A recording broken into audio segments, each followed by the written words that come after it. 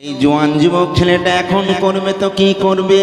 একটা জায়গায় অনেকগুলো খেজুর গাছ ছিল, ওই খেজুর গাছের মধ্যে তার ঘোড়াটাকে বেঁধে দিয়ে এক জায়গায় বিশ্রাম করতে লেগে গেল। রাত্রেবেলা ঘোড়াকে বেঁধে দিয়ে শুয়ে পড়েছে, কিন্তু ঘোড়ার দড়িটা ভালো ছিল না। ওই ঘোড়াটা ওই দড়িটা খুলে ফেলেছে। দড়িটা খুলে ফেলে একটু আগে গিয়ে দেখছে চারা চারা খেজুর গাছ, ওই খেজুর গাছগুলো গিয়ে নষ্ট করতে লেগেছে। ওই ঘোড়ার মানে ওই খেজুর গাছের যে মালিক, সেই মালিকটা দেখতে পেয়েছে, ঘোড়াকে তাড়াতে লেগেছে। বারবার যখন ঘোড়াকে তাড়ায়, ওই ঘোড়াটা ওইখান থেকে যায় না। একটা হাতে পাথর নিয়ে ছুঁড়েছে, ঘোড়ার কপালে গিয়ে লেগেছে। এত রক্তাক্ত হয়ে গেছে ঘোড়াটা, রক্তাক্ত হয়ে ওই জায়গায় ওই ঘোড়াটা কিন্তু মারা যায়। ঘোড়াটা মারা গেছে। এইবারে এই খেজুর গাছের মালিক চিন্তা করছে, ঘোড়াটা কার? আমি যে মারলাম মারা গেল। এমন সময় যুবকটা সেইখানে গিয়েছে, তার ঘোড়াকে খুঁজে পাচ্ছে না। একটু দূরে গিয়ে দেখছে ঘোড়াটা মরে পড়ে আছে। যুবকটা তখন বলছে, চাচা যান, আমার ঘোড়াটা মরল কি করে? বলল, বাবা আমি তোমার ঘোড়াকে মারতে চাই না, ওকে তাড়াচ্ছিলাম, আমার গাছ খেয়ে নিচ্ছে, কিন্তু আমি একটা পাথর ছুঁড়েছি, ওর কপালের মধ্যে লেগে গিয়ে রক্তাক্ত হয়ে গেছে, হয়ে মারা গেছে। আমি করবো তো এখন কি করব?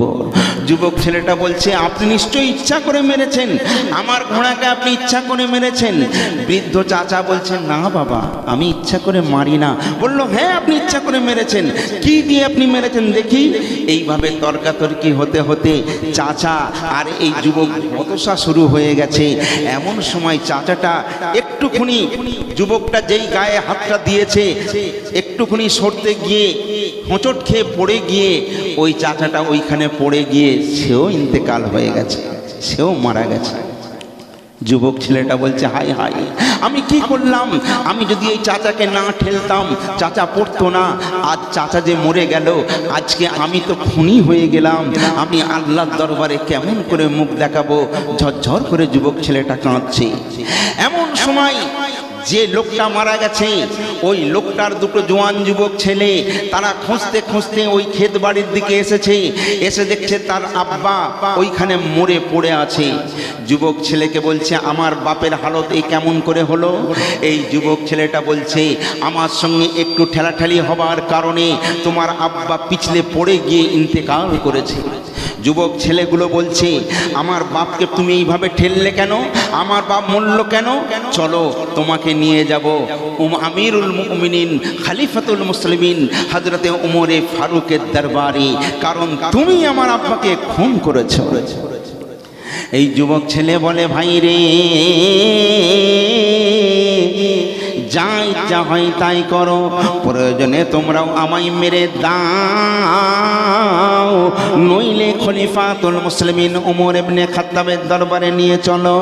এই জোয়ান দুটো ছেলে তারা করলো কি, এই যুবকটাকে ধরে নিয়ে যাওয়া হলো হযরতে উমরে ফারুকের দরবারে। উমরে ফারুকের দরবারে গিয়ে বিচার দিল। এই ছেলে দুটো বলল, হুজুর হে আমিরুল মুমিনিন, আপনার কাছে বিচার নিয়ে এসেছি। এই ছেলেটা আমার আব্বাজানকে মেরে দিয়েছে। ওমর ইবনে খাত্তাব বলছেন, ও জওয়ান যুবক ছেলে, তুমি কি সত্যি এর বাপকে মেরেছো? ওই যুবকটা বলছে, হ্যাঁ আমার জন্যই এর আব্বার মৃত্যু হয়েছে। এই জওয়ান যুবক ছেলেগুলো বলছে, মোর মৃত্যুর জন্য এই ছেলেটাই দায়ী, মারার বদলি মার, খুনের বদলা খুন। আমার আব্বা যেমন, আমার আব্বাজানকে যেমন এই যুবক ছেলেটা মেরেছে, আমরাও তেমন এই ছেলেটার মৃত্যু কামনা করি। বুঝতে পারছেন না?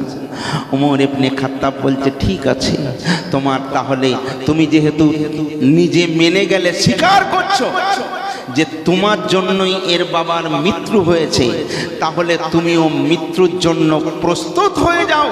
কারণ তোমাকেও মৃত্যুর কাঠ গোড়াতে মানে ফাঁসিতে লটকানো হবে। যুবক ছেলেটা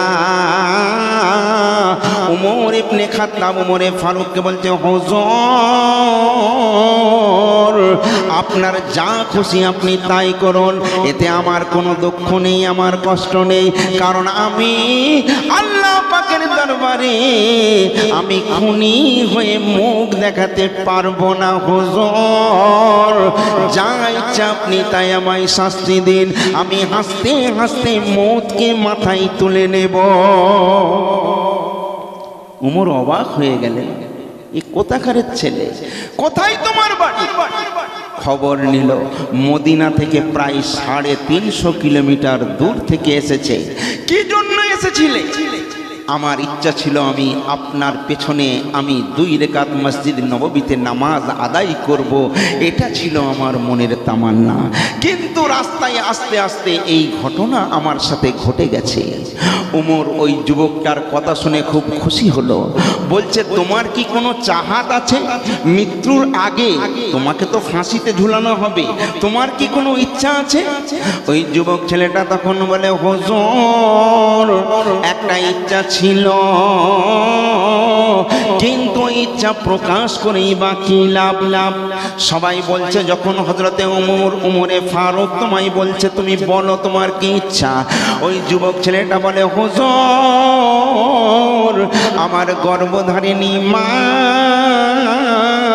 আমার মা জননীর কাছ থেকে শেষবারের মতো একবার বিদায়টা নিয়ে আসতে চাই।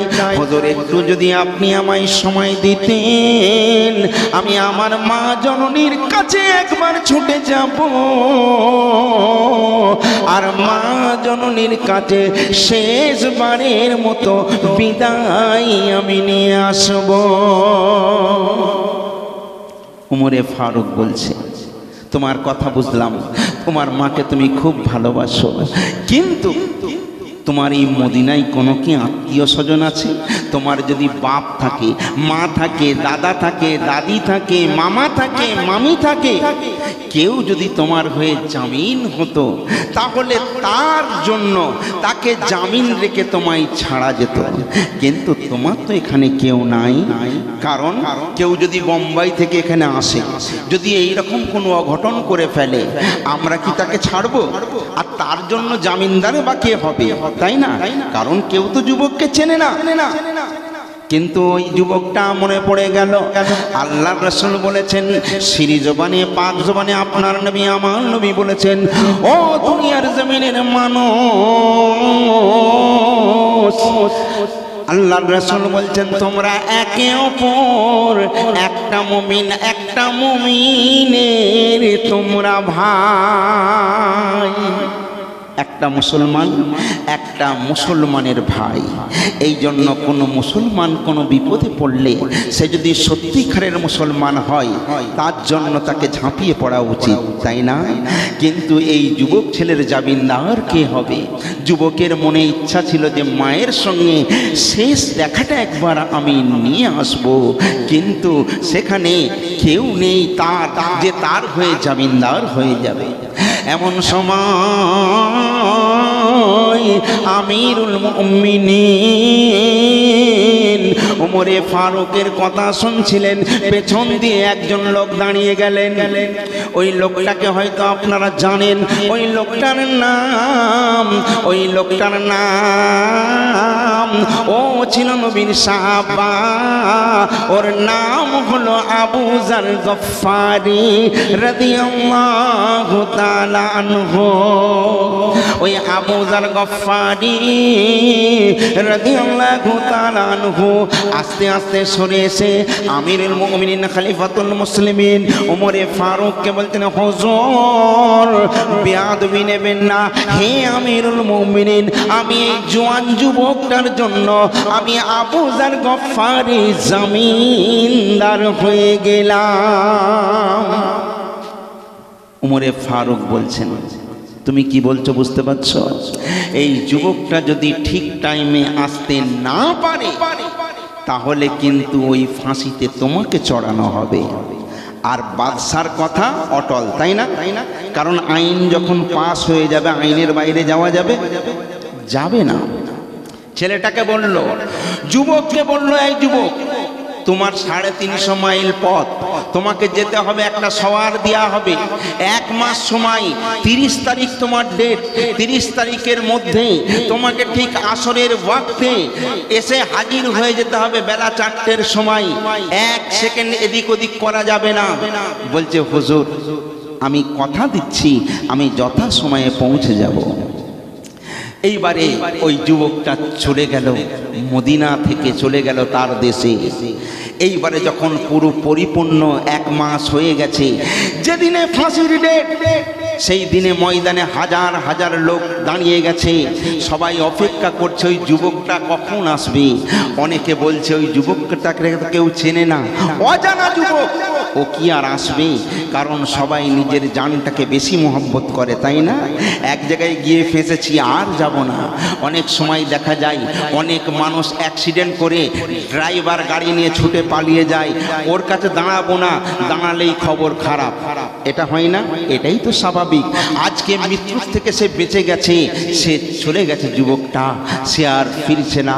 এইবারে জোহরের নামাজ হয়ে গেল, আসরের সময় হয়ে আসছে, আর মাত্র 3 থেকে 4 মিনিট বাকি। সবাই আবু যার গফফারের দিকে তাকিয়ে বলছে, মনে হয় ওই যুবকটা আর আসবে না। হে আবু যার গফফারি, তুমি তৈরি হয়ে যাও। কোন আবু যার গফফারির কথা বলছি আপনারা কি জানেন? ফেরেশতা জিবরিল আমিন আলাইহিস সালাতু ওয়াস সালাম একদিন রাসূলুল্লাহর দরবারে এসেছেন, এসে বলছেন, ইয়া রাসূলুল্লাহ, ইয়া হাবিবাল্লাহ। আল্লাহর রাসূল বলছেন, জিবরিল তুমি সেই কন্যারে যে লোকটা বসে আছে তাকে কি চেনো? জিবরিল আমিন বলছেন, ইয়া রাসূলুল্লাহ, ইয়া হাবিবাল্লাহ, ওই লোকটা হলো আবু যার গফফারি। শুধু আমি নই, আমি জিবরিল আমিন নই, আসমানের সমস্ত ফেরেশতাও পর্যন্ত চেনে, ওটা হলো আবু যার গফফারি। জোরে বলুন না সুবহানাল্লাহ। এত বড় নবীর সাহাবা, কিন্তু আজকে কোনো কিছু করা যাবে না। ওয়াদা করেছে, জামিনদার হয়েছে, তাই আজকে ফাঁসির কাঠগড়ায় তাকে ঝুলতেই হবে। সময় আর 2 মিনিট বাকি। আবু যার গফফারি আস্তে আস্তে তৈরি হয়ে গেল, ফাঁসির জায়গাটায় দাঁড়িয়ে পড়ল। এইবারে আর 2 মিনিট অপেক্ষা করছে, 2 মিনিট পরেই ওর গলায় ফাঁস চলে আসবে। আবু যার গফফারি অপেক্ষা করছে। লোকজন বলল, ওই যুবকটা আর আসবে না। ভাইরে আমার, এমন সময় দেখা যায় দূর থেকে কে যেন তীরের গতিতে আসছে। সমস্ত লোকজন বললে, একটু দাঁড়িয়ে যাও, কেউ যেন ভিনদেশি মুসাফির, মনে হয় ওই জোয়ান যুবক ছেলেটা ওইখান থেকে আসছে। সবাই অবাক, 1 মিনিট মাত্র বাকি রয়েছে। ওই জোয়ান যুবক ছেলেটা ছুটে ছুটে ছুটে এসে ঘোড়া থেকে লাম মেরে নিচই নেমে এসে আমিরুল মুমিনিন খলিফাতুল মুসলিমিনকে সালাম দিয়ে বলে, হুজুর একটুখানি দাঁড়িয়ে যান, আমি হাজির হয়ে গিয়েছি। লোকজন অবাক হয়ে গেল, ইয়ে কেমন ব্যাপার? আবু যার গফফারিকে বলছে, হুজুর আপনি ওইখান থেকে সরে আসুন। ওই যুবকটা সরাসরি গিয়ে ফাঁসির মঞ্চে দাঁড়িয়ে গেছে। হুজুর আমার একটু আসতে বিলম্ব হয়ে গেছে, তবে আমি সময়ের মর্যাদা দিয়েছি, হুজুর আমার ফাঁসি দিয়ে দিন।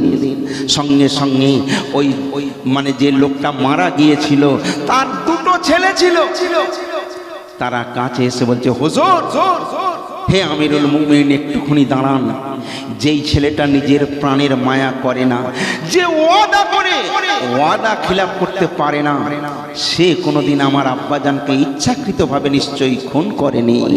কাজে আমরা আমাদের দাবি তুলে নিলাম, আমাদের দাবি তুলে নিলাম।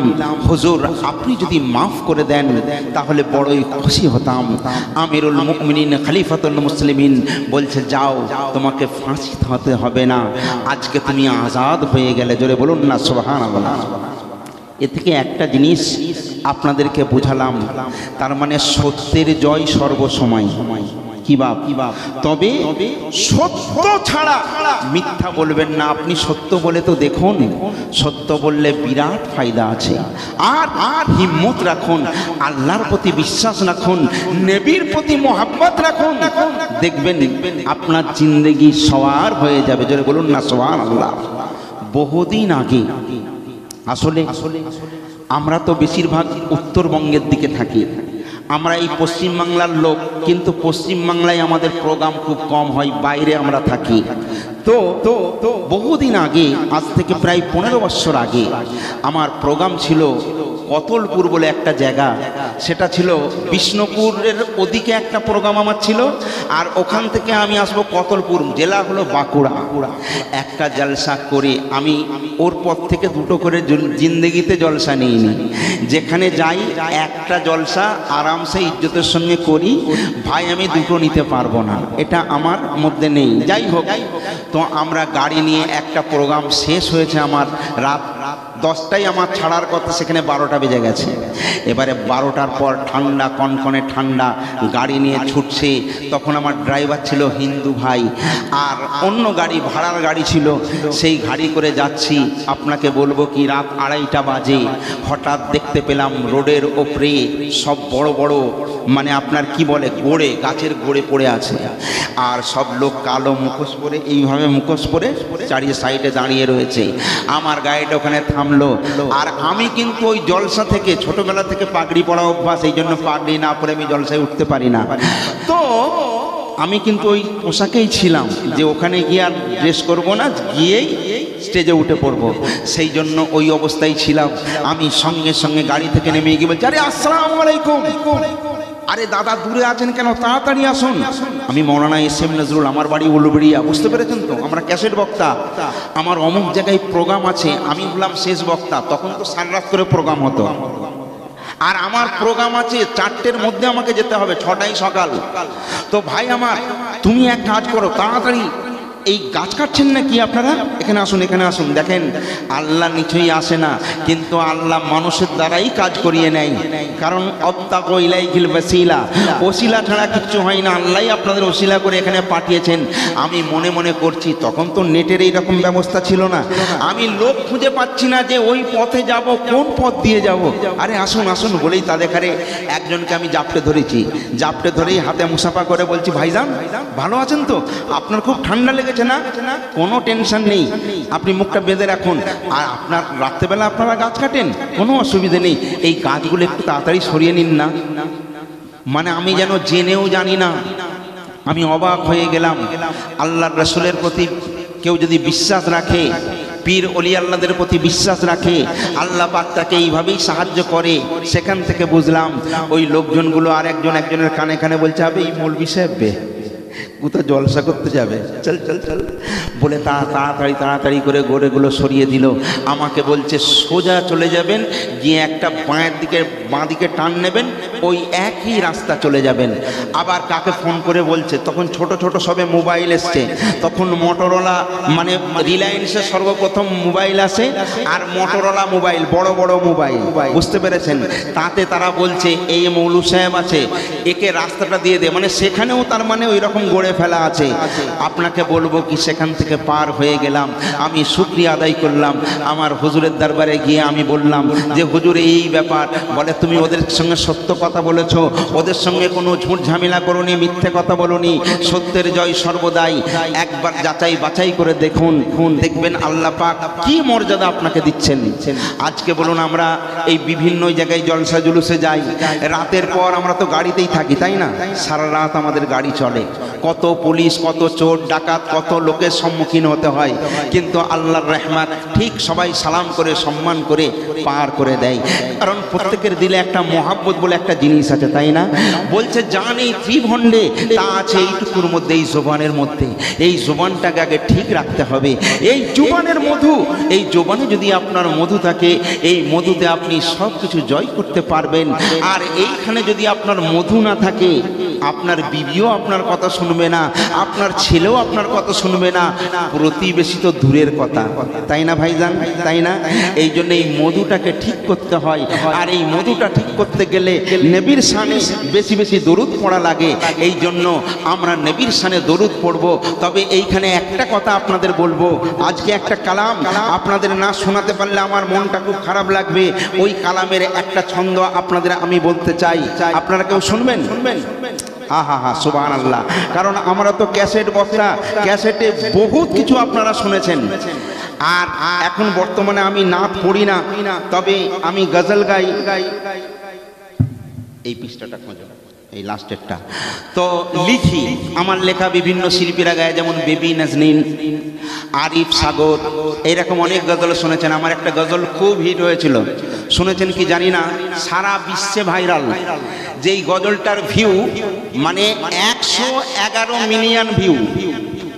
ওই গজলটা কি ছিল জানেন? আমি বলেছিলাম, কুরআন মধুর বাণী আমি যখনই শুনি আমার মন ভরে যায়। শোনো মুমিন মুসলমান, পড়ে দেখো না কুরআন, কত শান্তি পাওয়া যায়। শোনো মুমিন মুসলমান। এই গজলটা শুনেছেন? কে কে শুনেছেন একটু হাত তুলুন। বাহ বাহ বাহ, সুবহানাল্লাহ, হাত না বান। অনেকে শুনেছেন, আলহামদুলিল্লাহ। এখন আমি যেটা গাইবো কোনো ক্যাসেট এখনো পর্যন্ত হয়নি, তবে এইটাও রেকর্ডিং করবে ওই শিল্পীর কণ্ঠেই হবে। তার আগে আপনাদের একটু আমি শুনিয়ে দিতে চাই। জোরে মোহাব্বতের সঙ্গে আবার দরুদ পড়েন, আল্লাহুম্মা মাওলানা মুহাম্মদ ওয়ালালে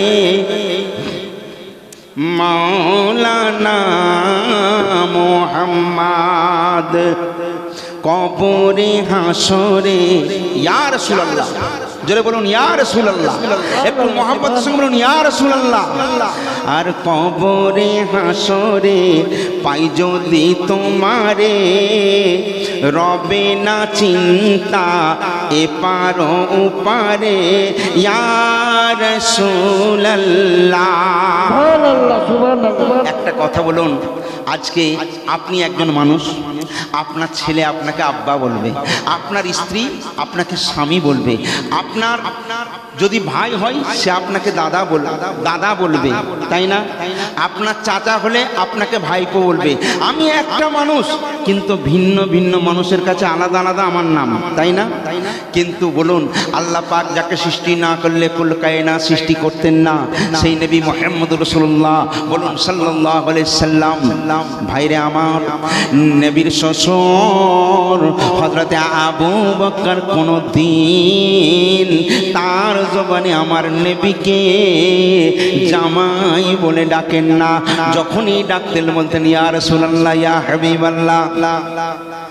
যাকে জিন্নুরাইন বলা হয়, হযরতে উসমানে গনি নবীর দুটো কন্যাকে যে শাদী করেছিল, এই উসমানে গনি কোনোদিন ভুলেও বলেননি যে উনি আমার শ্বশুর। যখন নবীর দরবারে আসতেন কোনোদিন শ্বশুর আব্বা বলতেন না, বলতেন ইয়া রাসূলুল্লাহ, ইয়া হাবিবাল্লাহ, হুজুর। খাতুনে জান্নাত বলুন, মেয়ে তো আব্বাকে আব্বা বলে ডাকে, কিন্তু ফাতেমা বেশিরভাগ সময়টা আব্বা জান যখন কাছে আসতেন তখন আম্মা জান ফাতেমা বলতেন ইয়া রাসূলুল্লাহ, ইয়া হাবিবাল্লাহ। নবীর নওয়াসা ইমাম হাসান হোসেন যখন রাসূলের কাছে যেতেন, গিয়ে বলতেন ইয়া রাসূলুল্লাহ, ইয়া হাবিবাল্লাহ, হে আমার নানা জান। কিন্তু সবার আগে আল্লাহর রাসূলকে ইয়া রাসূলুল্লাহ, ইয়া হাবিবাল্লাহ বলেছেন। এই জন্য তার যত উম্মত উম্মতিরা রয়েছে, শুধু উম্মত উম্মতি নয়, আসমান জমিন হাওয়া বাতাস যা কিছু আছে সবাই নবীর তারিফ করে, আর সবাই বলে ইয়া রাসূলুল্লাহ, ইয়া হাবিবাল্লাহ, ইয়া রাসূলুল্লাহ, ইয়া হাবিবাল্লাহ। আর কবরে হাসরে পাই যদি তোমারে, কবরে হাসরে পাই যদি তোমারে রবে না চিন্তা এপার ওপারে রাখো তাই সাজিয়ে দিলের ভেতরে রাখো তাই সাজিয়ে দিলের ভেতরে ইয়া রাসূলুল্লাহ ইয়া হাবিবাল্লাহ ইয়া রাসূলুল্লাহ ইয়া হাবিবাল্লাহ ইয়া রাসূলুল্লাহ ইয়া হাবিবাল্লাহ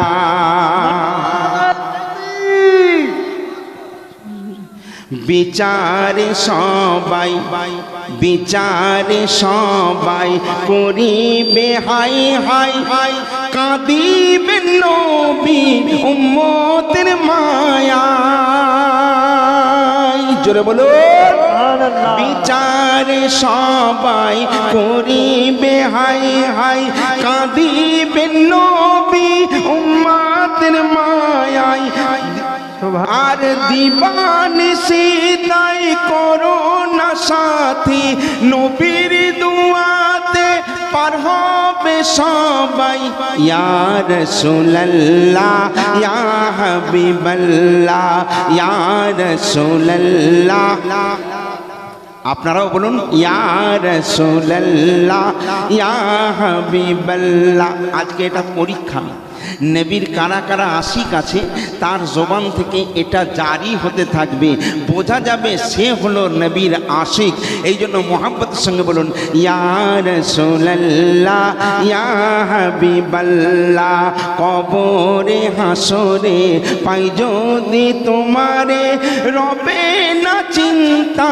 এই পার পারে রাখো তাই সাজিয়ে দিলের ভেতরে ইয়া রাসূলুল্লাহ ইয়া হাবিবাল্লাহ ইয়া রাসূলুল্লাহ ইয়া রাসূলুল্লাহ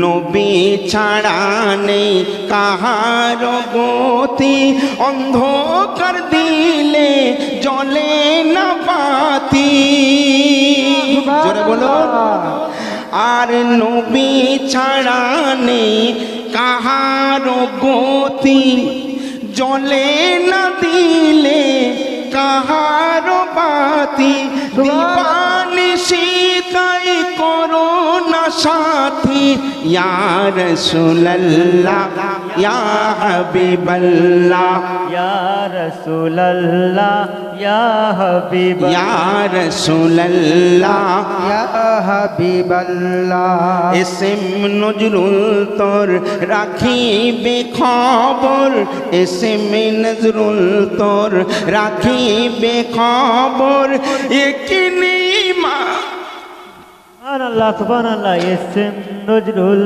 তোর রাখিবে খবর ইয়া রাসূলুল্লাহ ইয়া হাবিবাল্লাহ ইয়া রাসূলুল্লাহ ইয়া হাবিবাল্লাহ কবরে হাসরে পাই যদি তোমারে কবরে হাসরে পাই যদি তোমারে রবে না চিন্তা এপার ওপারে ইয়া রাসূলুল্লাহ ইয়া হাবিবাল্লাহ ইয়া রাসূলুল্লাহ ইয়া হাবিবাল্লাহ সুবহানাল্লাহ সুবহানাল্লাহ ভাইজান আমার তাহলে কি বুঝলেন নবীর আশিক হলে তার কোনো দিকের কোনো সমস্যা থাকবে থাকতে পারে না দরুদ শরীফ পড়েন আল্লাহুম্মা আরে পানি নেই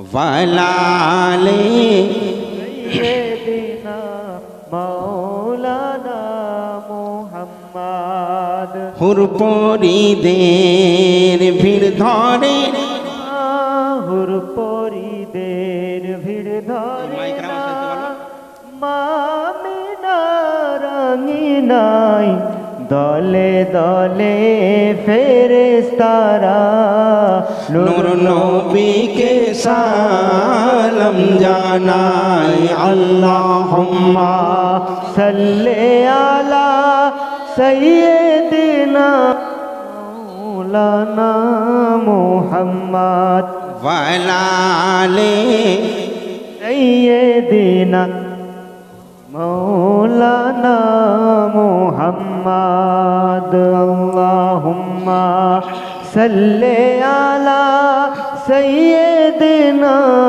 মৌলানা মুহাম্মদ ওয়ালালে সাইয়্যিদিনা মৌলানা মুহাম্মদ। ভাইজান নবীর আশিকের কথা বলছিলাম।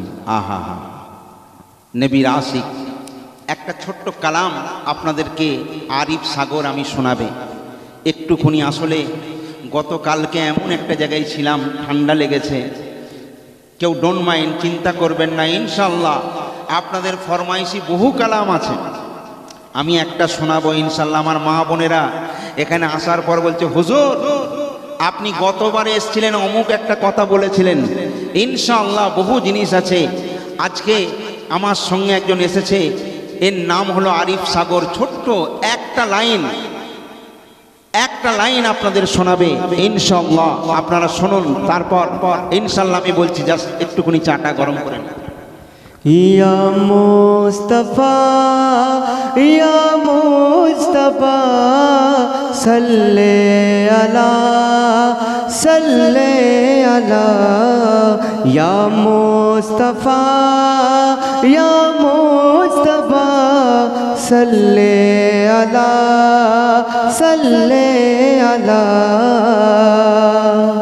কভু দেখিনি আমি যে রোজা তোমার, কভু দেখিনি আমি যে রোজা তোমার। তোমার ছবি এঁকেছি মনেতে আমার, আনলে তুমি মোদের তর কালাম খোদার, আনলে তুমি মোদের তর কালাম খোদার। আর সহে না আমার পেতে তোমার দিদার, কভু দেখি নিয়ামি যে রোজা তোমার, কভু দেখি নিয়ামি যে রোজা তোমার। তোমার ছবি এঁকেছি মনেতে আমার। তারপর কত সুন্দর কথা কবি লিখছে দেখুন। ফুল ফোটে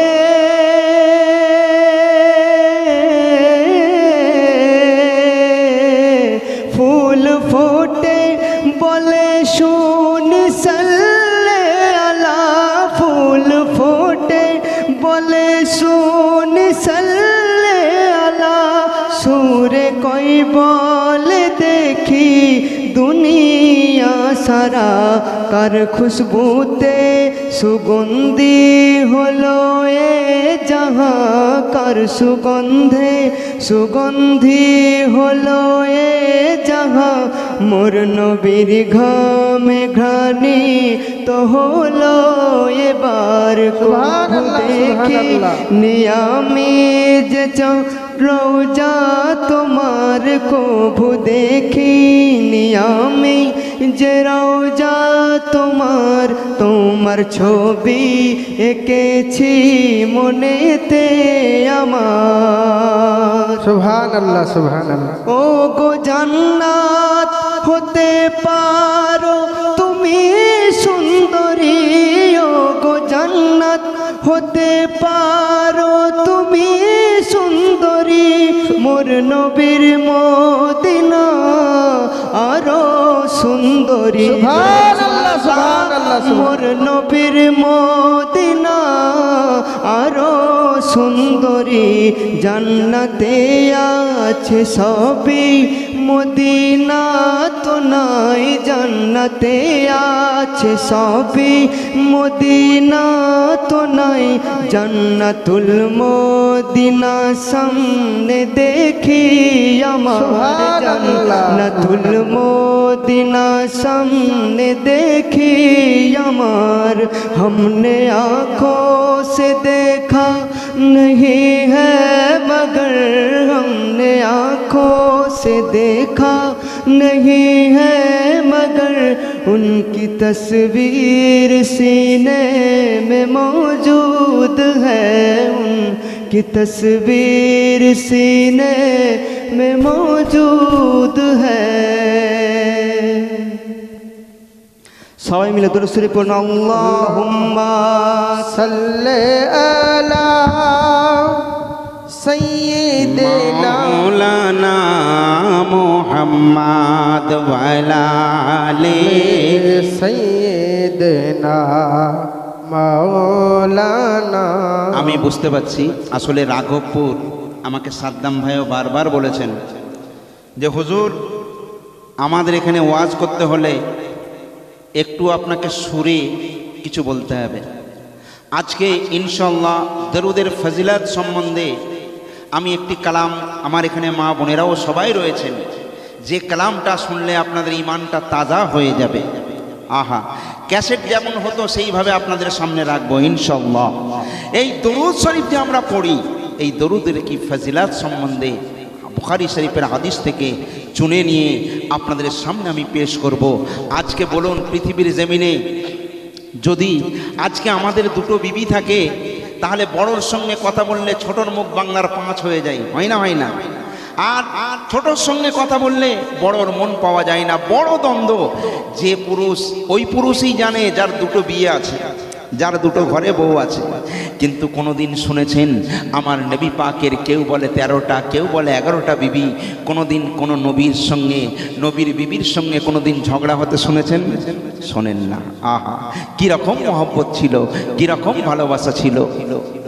ভাইরে আমার, এই নাতটা পড়ার আগে একটুখানি বলে দিই, আল্লাহর নবীর 11টা বিবির মধ্যে সব থেকে যেটা ছিল কনিষ্ঠা, যেটা ছিল ছোট, ওই বিবিটার নাম ছিল আম্মা জান আয়েশা। সুবহানাল্লাহ। আয়েশাকে নবী এত মোহাব্বত করতেন, এত ভালোবাসতেন, এই জন্য সর্বদাই নবী আম্মা জান আয়েশাকে ও আমার লাল টুকটুকি আয়েশা বলে ডাকতেন। এই আম্মা জান আয়েশা একদিন মদিনার রাস্তার পাশে আম্মা জান আয়েশার ঝুপড়ি, আম্মা জান আয়েশা এই ঘরের মধ্যে থাকতেন। এমন সময় দরজার সামনে দাঁড়িয়ে রয়েছেন, সাহাবীদের হাত দিয়ে খবর দেওয়া হলো আল্লাহর রাসূল যেন একবার আমি আয়েশা আমার সঙ্গে সাক্ষাৎ করে যাই। আল্লাহর রাসূল খবর পাবার পর রাসূল সঙ্গে সঙ্গে এলেন আয়েশার কাছে। ও বিবি আয়েশা, কি খবর বলো? আল্লাহর রাসূলকে আম্মা জান আয়েশা বলছেন, ইয়া রাসূলুল্লাহ, ইয়া হাবিবাল্লাহ, হুজুর বাইরে বলা যাবে না, যদি দয়া করে একটু আপনি আমার বাড়ির ভেতরে আসেন, দুটো কথা ছিল, দুটো কথা বলেই ছেড়ে দেব।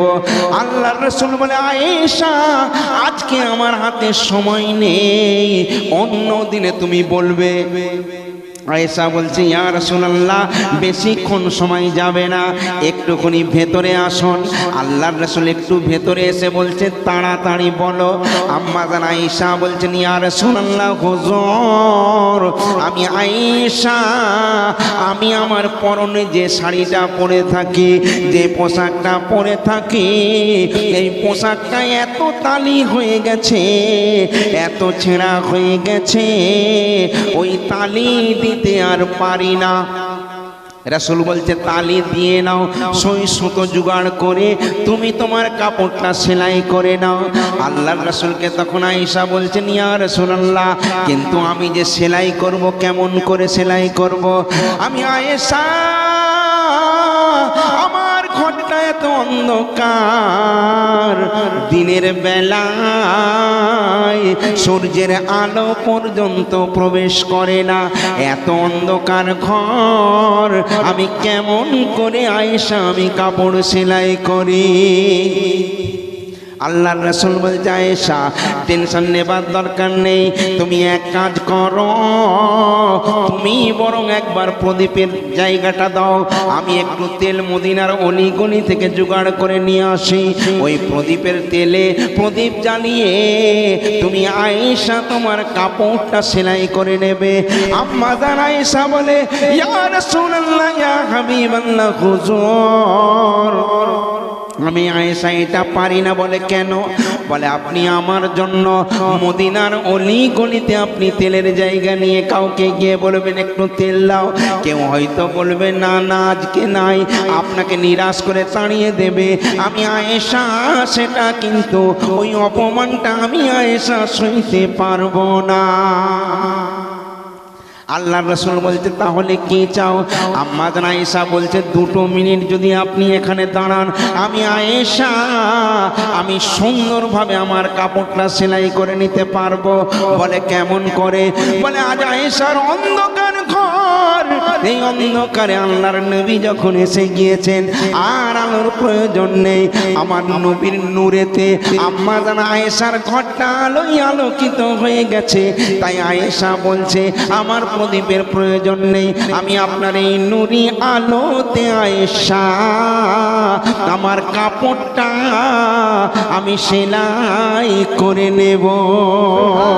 সুবহানাল্লাহ। নবীর সঙ্গে বিবিদের কেমন ব্যবহার দেখেছেন? আহা কি মৃদু স্বরে বলছেন। আল্লাহর নবী যদি না খাওয়া দাওয়া করতেন কোনো বিবিরাও খেতেন না। একটা মুহূর্ত এলে এইবারে ওই জায়গায় আপনাদেরকে নিয়ে যাব। এমন একটা মুহূর্ত এলো আল্লাহর রাসূল জিবরিল আমিন যখন এসে শোনালেন ইয়া রাসূলুল্লাহ ইয়া হাবিবাল্লাহ, আপনার কিছু সংখ্যক উম্মতরা জাহান্নামের মধ্যে হাবুডুবু খাবে, তারা শুধু রাসূল রাসূল করে পাগল হয়ে যাবে। ওই জাহান্নামীদের কথা যখন ফেরেশতা জিবরিল আমিন রাসূলের কর্ণগোচরে যখন পৌঁছে দিল, তখন জিবরিল আমিন আলাইহিস সালাতু ওয়াস সালামের কথা শুনে আল্লাহর রাসূলের মুখ থেকে হাসিটা উধাও হয়ে গিয়েছিল। বেশ কদিন নবী পাক হাসেননি, মনটা মরা করে হুজরার মধ্যে বসে থাকতেন। নবীর সমস্ত বিবিরা দেখলো আজকে আমার স্বামী বেশ কদিন দেখছি মনটা মরা করে রয়েছে, মুখে তার হাসি হারিয়ে গেছে। নবীর মুখে যদি হাসি না থাকে, বিবিদের মুখে কেমন করে হাসি থাকবে? তাই প্রত্যেকটা বিবিরা চেষ্টা করছে আমরা কি করলে আমার নবীর মুখে হাসি ফুটবে। এই নবীর হাসি দেখার জন্য নবীর প্রত্যেকটা বিবিরা এক জায়গায় বসে একটা মাসওয়ারা করে একটা মিটিং করে ফেললো। মিটিং করার পর সমস্ত বিবিরা চেষ্টা করছে নবীর একটু হাসি মুখ দেখার জন্য। আচ্ছা বলুন, কেউ যদি না হাসে তাকে কি হাসানো যায়? যায়। আর আমার নবী যদি না হাসে, নবীকেও হাসানো যায়। কিভাবে হাসাবেন? তাই একটু মন দিয়ে শুনুন। শায়ের বলছেন, খুব পুরানো আমার কালাম আপনাদের সামনে রাখছি, দরুদ শরীফের ফজিলত একটু মন দিয়ে শুনবেন। একদিনের এক কিসসা,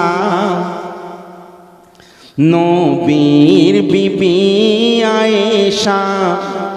কিসসা মানে ঘটনা। একদিনের এক কিসসা, নবীর বিবি আয়েশা। নবীজি কখন হাসবে তাহার জাগলো দেখার আশা। একদিনের এক কিসসা গো,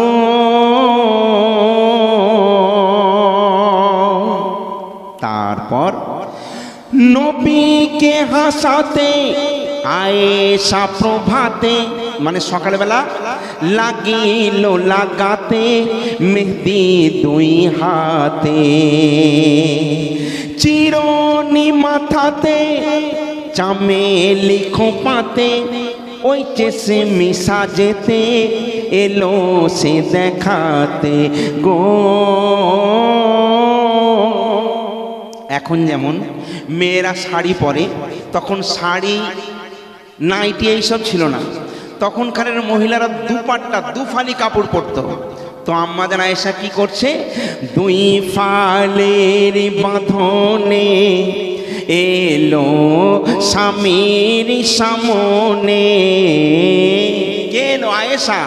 দুই ফালের বাঁধনে এলো স্বামীর সামনে, আর উজাড় করে দিল নবীরে বুকের ভালোবাসা।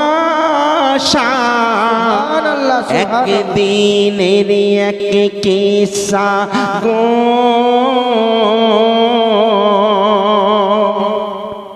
আপনাদের একটা কথা বলি, আল্লাহর রাসূলের যে এতগুলো বিবি ছিল, প্রত্যেকটা বিবির জন্য এক একটা রাত ভাগ ছিল। আজকে খাদিজার সঙ্গে কাটাবে, পরশু হাফসার সঙ্গে কাটাবে, তারপর আসমার সাথে কাটাবে, তারপর আয়েশার সাথে কাটাবে। এই রকম প্রত্যেকটা বিবির একটা করে রাত ভাগ ছিল। আচ্ছা বলুন, তাহলে যদি 11টা বিবি হয়, যে বিবিটা নবীর সঙ্গে রাত কাটাবার দিন পাচ্ছে, মানে 10টা দিন পর, ওই রাতটা তার কাছে কত বড় মূল্যবান, তাই না? কিন্তু আম্মাজান আয়েশা যখন নবীর ওই ঘরে হুজরাখানায় পৌঁছে গেলেন, তারপর কি ঘটনা ঘটলো গো?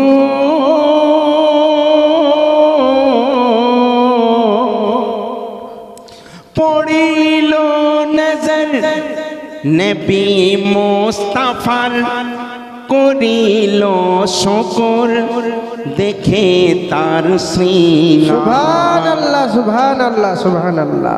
শ্রীঙ্গার মানে তার এত সুন্দর বেশভূষা। নবীর বিবিরা তো এত সুন্দর কাপড় চোপড় কোনোদিন পরেনি। আজকে আম্মাজান আয়েশা টানা টানা সুরমার কাজল দিয়েছে, সুন্দর করে সেজে বুঝে ওই দুই ফালি মানে চকচকে পোশাক পরে রাসূলের দরবারে যখন হাজির হলেন, আল্লাহর রাসূল যখন মাথা তুলে দেখলেন, দেখার পর রাসূল বলছে, কি বলছে?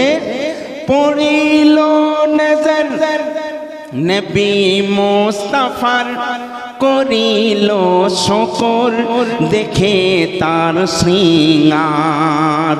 তখন মেহবুব খুদার বলে যে বারে বার, ও বিবি এ রাত নয় তোমার, এ যে বিবি হাফসা। আহা, নবীর বিচার দেখুন। নবী বলছে, শোনো প্যারি বিবি, আমি যে আল্লাহর নবী। শোনো প্যারি বিবি, আমি যে আল্লাহর নবী। আর পেয়ে আয়েশাই বিবি হাফসাই করা যাবে না নিরাশা। একদিনে এক কিসা গো,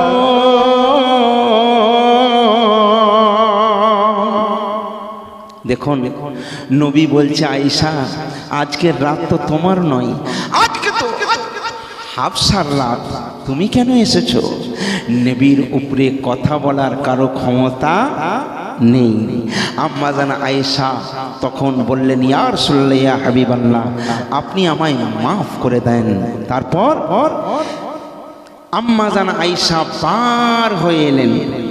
আসার পর যে রাতটা নবীর সঙ্গে যে বিবির কাটাবার কথা ছিল, ওই বিবিটার নাম হলো আম্মাজান হাফসা। নবীর যতগুলো বিবি আছে, এই প্রত্যেকটা বিবির মধ্যে হাফসা ছিল খুব সহজ সরল সাদা সিধে। তিনি কোনোদিন সাজ পোশাক পছন্দ করতেন না। কিন্তু আম্মাজান আয়েশা গিয়ে বলছে, কি বলছে গো?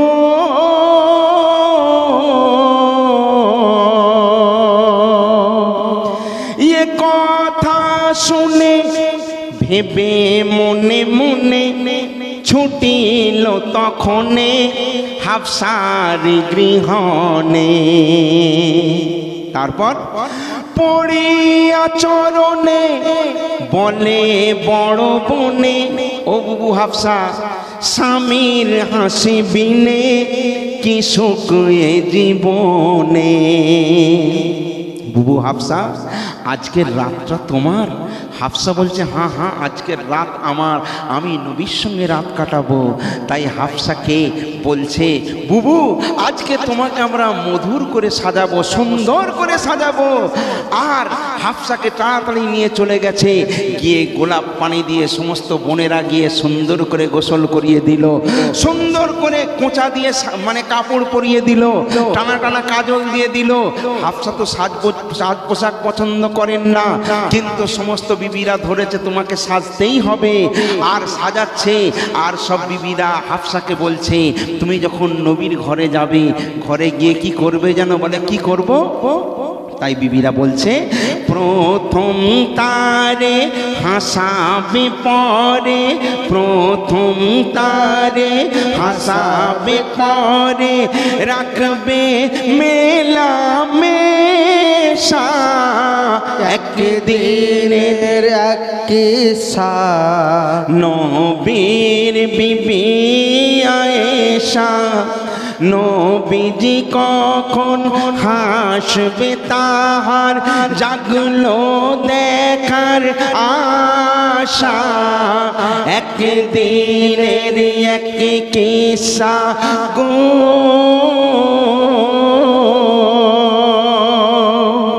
আম্মাজান হাফসা তো সাজ পোশাক পছন্দ করেন না, কিন্তু সমস্ত বিবিরা সুন্দর করে হাফসাকে সাজিয়ে দিয়ে নবী যে রুমে থাকেন, যে হুজরায় থাকেন, সেইখানে নিয়ে গেলেন।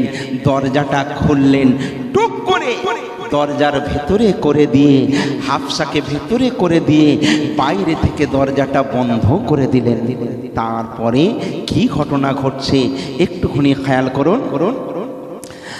আম্মাজান হাফসা যখন নবীর ঘরের মধ্যে পৌঁছে গেলেন, তখন নবী কি করছে দেখুন।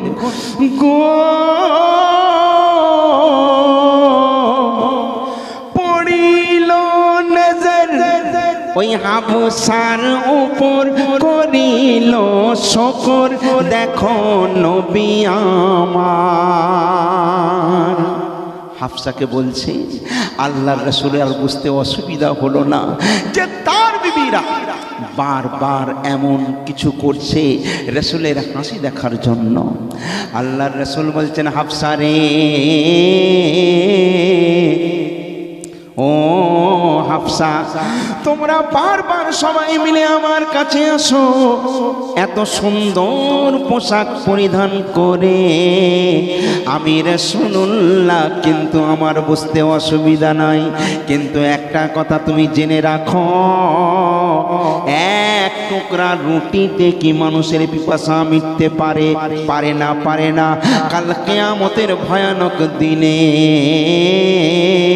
কিয়ামতের ময়দানে আমার গুনাহগার উম্মতরা যখন একটু পানি পানি করে তড়পাবে, আমি রাসূলুল্লাহ যতক্ষণ না পর্যন্ত তাদের পানি পান করাতে পারি, আমি রাসূলুল্লাহ ততক্ষণ পর্যন্ত শান্তি পাব না। আমার উম্মতের চিন্তায় চিন্তায় আমার খাওয়া দাওয়া উঠে গেছে, আমার ঘুম চলে গেছে, কিন্তু তোমরা এত সুন্দর করে আসছো আমার হাসি মুখ দেখার জন্য। আম্মাজান হাফসা সঙ্গে সঙ্গে ঝরঝর করে কাঁদেন, আল্লাহ রাসূলের কদমে পড়ে গিয়ে বলছেন ইয়া রাসূলুল্লাহ, ইয়া হাবিবাল্লাহ, হুজুর আপনি আমাকে মাফ করে দিন হুজুর, আমি নিজের ইচ্ছায় আসি নাই, আমাকে জোর করে পাঠানো হয়েছে, ইয়া রাসূলুল্লাহ আপনি আমায় মাফ করে দিন। এই কথা বলে আম্মাজান হাফসা দরজার বাইরে বার হয়ে গেলেন। দেখে সমস্ত বিবিরা অপেক্ষায় রয়েছে, হাফসা রে তুমি কি আমার নবীকে হাসাতে পেরেছ? হাফসা কাঁদতে কাঁদতে বলছে না গো না, আমি হেরে গেলাম, আমার নবীর হাসি মুখখান আমি দেখতে পেলাম না। সবার মন খারাপ।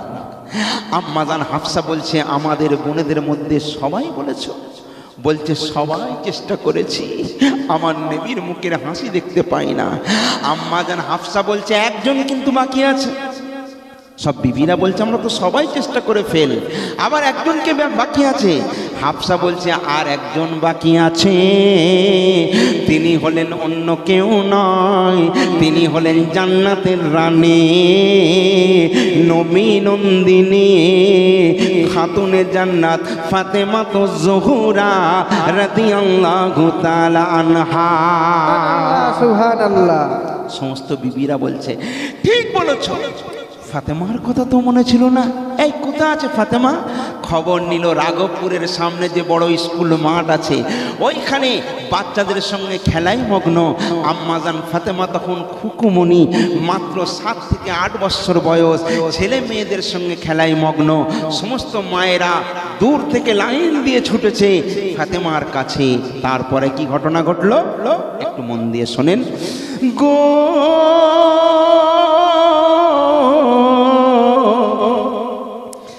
আয়েশা গিয়ে বলে সোনা মেয়ে, নবীজির পায়ে তোমায় যাব নিয়ে। কেন কেন কেন? আমাদের চেয়ে নাকি তুমি বেশি প্রিয়, আমাদের চেয়ে নাকি তুমি বেশি প্রিয়, তো আজ দাও না দেখায় নবীকে হাসিয়ে। আর কি বলছে? শোনো ফাতেমা জোহরা, তুমি তার কলিজার টুকরা ও টুকরা। শোনো ও মা জোহরা, তুমি তার কলিজার টুকরা। মোদের সব প্রত্যাশা হলো নাশা, এখন তুমি শেষ ভরসা। সুবহানাল্লাহ সুবহানাল্লাহ। একদিনের এক কিসা গো,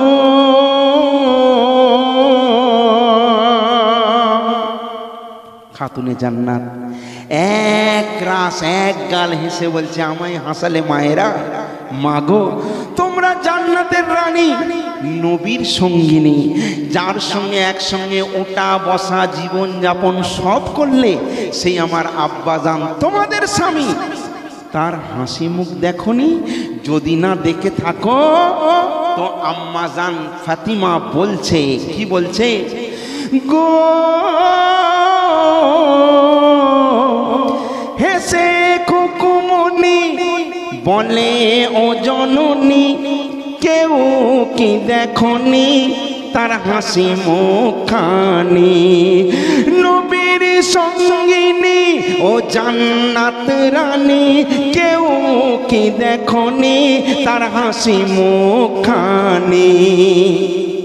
যদি না দেখে থাকো দেখে নাও ভোরে নজর। কে বলছে? ফাতেমা বলছে, মায়েদেরকে বলছে, দেখে নাও ভোরে নজর, কত হাসবে পিতাজি আমার গো। দেখে নাও ভোরে নজর, কত হাসবে পিতাজি আমার। মায়েরা বলছে ফাতেমা তোমার কাছে যেন কোনো ব্যাপারই নেই, আমরা কত চেষ্টা করে কেউ পারেনি, আর তুমি বলছো যেন মানে ইজি। ফাতেমা বলছে হ্যাঁ হ্যাঁ আমি ঠিক বলছি। বলছে কেমন করে তুমি হাসাবে? খাতুনে জান্নাত বলছে কেউ যখন হাসাতে পারেনি আমি ফাতেমা হাসাতে পারবো। বলে কেমন করে? খাতুনে জান্নাত বলছে দেখে নাও ভোরে নজর, কত হাসবে পিতাজি আমার। আর আল্লাহর বন্ধুর হাসির মন্তর, আল্লাহর বন্ধুর হাসির মন্তর, জানে খায়রুন নিসা। সুবহানাল্লাহ সুবহানাল্লাহ। নারে তাকবীর, নারে তাকবীর, নারে তাকবীর। একদিনের এক কিসা গো,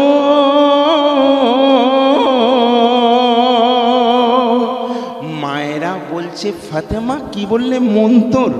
তুমি আমার জাদু মন্তর তন্তর জানো নাকি? খাতুনে জান্নাত বলছে আমি মন্ত্র জানি। বলে আরে তাড়াতাড়ি দেখাও তোমার মন্ত্র। শেষ ছন্দ বলছি। ফাতেমা বলছে আমার মন্ত্র কাছে যাওয়া লাগবে না, আমি দূর থেকে ফাতেমা এমন মন্ত্র দেব আমার আব্বা জান হাসতে হাসতে বার হয়ে যাবে, বার হয়ে আসবে। সমস্ত মায়েরা গোল হয়ে দাঁড়িয়ে বলছে ফাতেমা তাড়াতাড়ি তোমার মন্ত্র শুরু করো।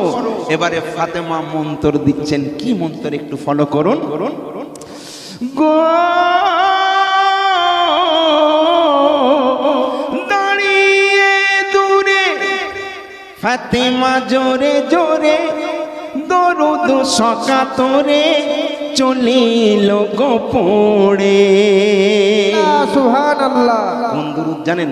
যে দরুদ আপনি আমি পড়ি। কি পড়ি বলুন তো? আমরা বলি না আল্লাহুম্মা সাল্লি সবাই পড়ো। আলা মাওলানা মুহাম্মাদ ওয়া আলা আলে সাইয়্যিদিনা। এই দরুদ শরীফটা খাতুনের জান্নাত দূর থেকে এত মিষ্টি সুরে পড়ছেন। আল্লাহর রাসূলের যখন কানে যাচ্ছে, রাসূল ঘুমিয়েছিলেন, শুয়েছিলেন আর শুয়ে থাকতে পারলেন না। রাসূল তখন ভাবছেন গো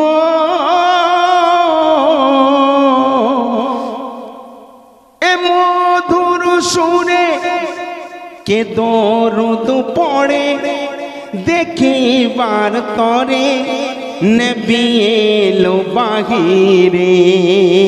সুবহানাল্লাহ। এসে দেখছেন দেখে পড়ছে ফাতেমা জোহরা, সুবহানাল্লাহ সুবহানাল্লাহ। আর গোল হয়ে শুনছে সব বিবিরা। সুবহানাল্লাহ সুবহানাল্লাহ। দেখে পড়ছে ফাতেমা জোহরা আর শুনছে সব বিবিরা। যেখানে দরুদ পড়া হয় ইবলিস শয়তানের কম্প দিয়ে জ্বর এসে যায়, ইবলিস ছুটাছুটি করতে থাকে।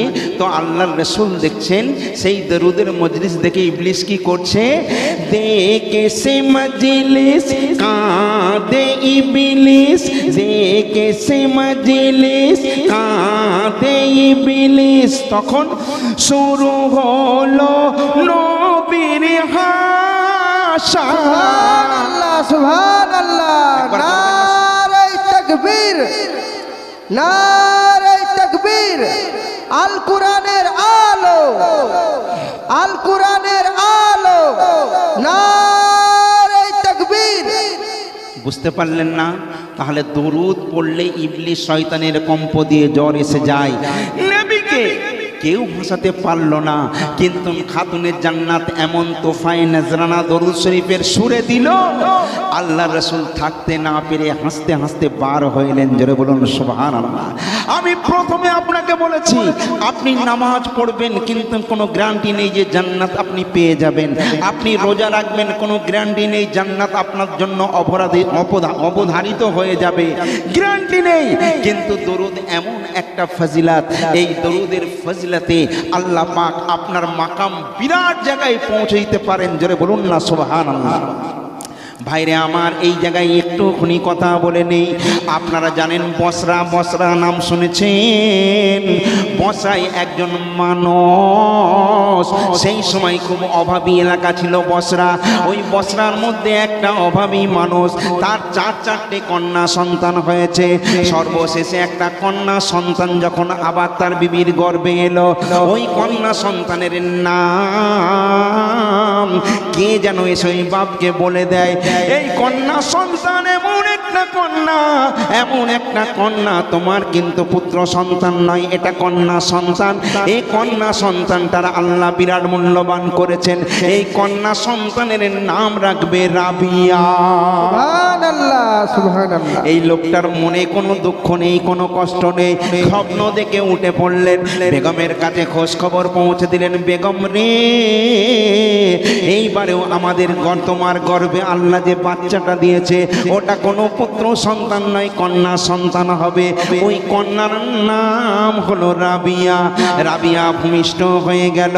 ভূমিষ্ঠ হবার পর চাঁদের মতো তার চেহারা, আর ভূমিষ্ঠ হবার পর চারিদিকে সুগন্ধ বয়ে যায়। সুবহানাল্লাহ।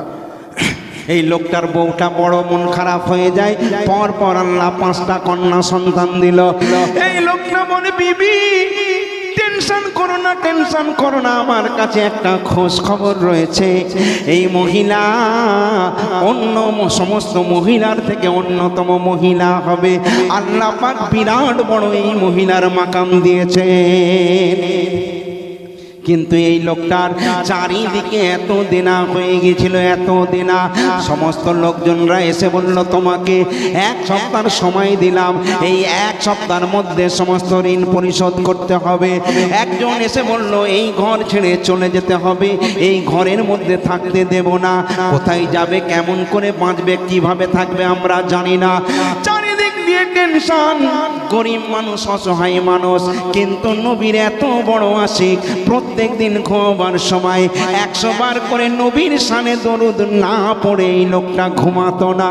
সুবহানাল্লাহ, সুবহানাল্লাহ। এই লোকটা একদিন কাঁদতে কাঁদতে কাঁদতে কাঁদতে ঘুমিয়ে পড়েছেন। চিন্তা করছেন, 7 দিন আমাকে লোকজন সময় দিয়েছে, 7 দিনের মধ্যে আমি ঋণ না পরিশোধ করতে পারলে এই বাড়ি ছাড়া আমায় হতে হবে।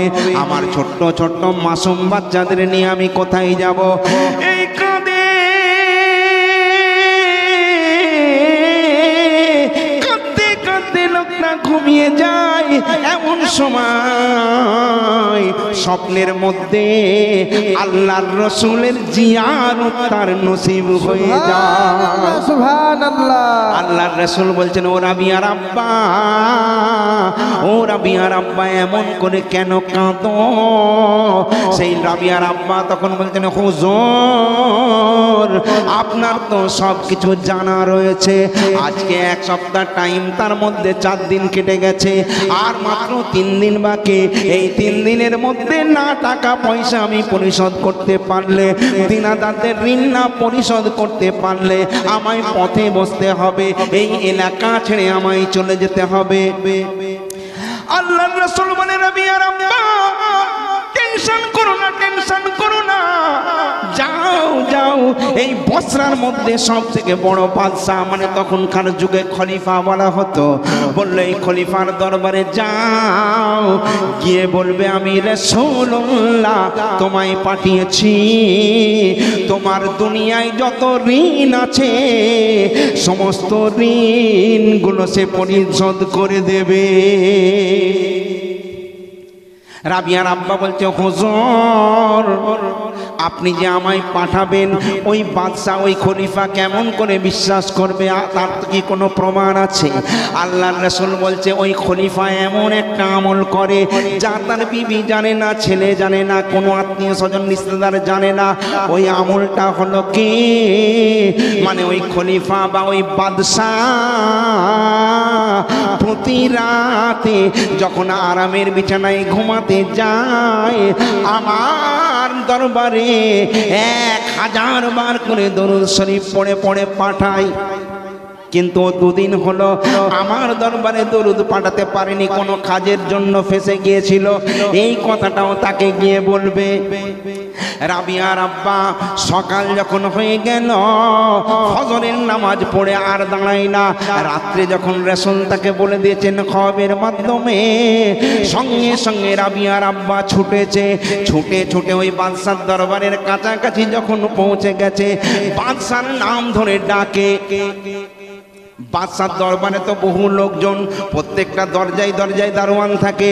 সমস্ত লোকজন বলে, এই বিয়াদব, তোমার এত বড় স্পর্ধা, তুমি বাদশার নাম ধরে ডাকছো? তোমার কি দরকার আমাদের বলো। রাবিয়ার আব্বা বলেন না গো না, তোমাদেরকে বলা যাবে না, যা বলার আমি ডাইরেক্ট বাদশাকে গিয়ে বলবো। লোকজন যেতে দেবে না, আর এই লোকটা কাউকে বলবে না। লোকজনের সঙ্গে প্রায় তর্কাতর্কি চলছে। এমন সময় বাদশা নামাজ পড়ে শীষ মোহনের উপর থেকে যখন বাইরে বার হয়েছেন, দেখে একটা লোক তার সঙ্গে দেখা করার জন্য ব্যস্ত। বাদশা বুঝতে পারলেন, বললেন, আওয়াজ দিয়ে বললেন, এই লোকটা কে? সমস্ত লোকজন বলছেন, জাহাপানা হুজুর, এ আমাদেরকে কিছু বলতে চাই না, বলছে যা বলার আমি বাদশাকে গিয়ে বলবো। বাদশা বলছে ঠিক আছে, ওই লোকটাকে আমার কাছে আসতে দাও। দেখবেন কোন রাজা মন্ত্রী বাদশার সঙ্গে দেখা করতে গেলে উজির নাজির সবাই তাকে চেক করে, চেক করে না, করে না, চেক করে। এই লোকটা যখন আস্তে আস্তে গেলেন, সমস্ত লোকজনগুলো গেল, কারণ এক একা থেকে ছাড়া যাবে না, কারণ কার